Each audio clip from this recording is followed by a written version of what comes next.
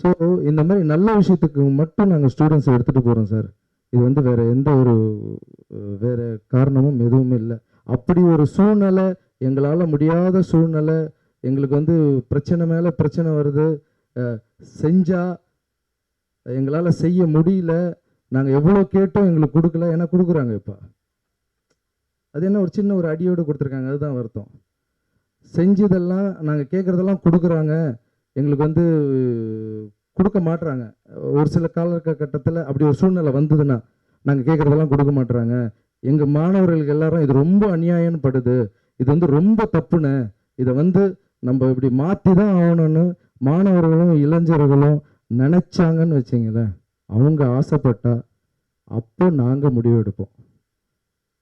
So இப்போ எங்களுக்கு எந்த ஐடியாவும் இல்லை.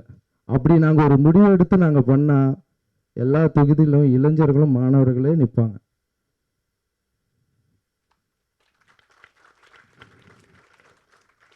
அது வந்து இப்போ இல்லை, அது வந்து அப்படி ஒரு சூழ்நிலை எங்களுக்கு தள்ளப்பட்டு கடவுள் அப்படி ஒரு அமைப்புக்கு அப்படிலாம் ஒரு சூழ்நிலை வரக்கூடாதுன்னு தான் நாங்கள் நினைக்கிறோம்.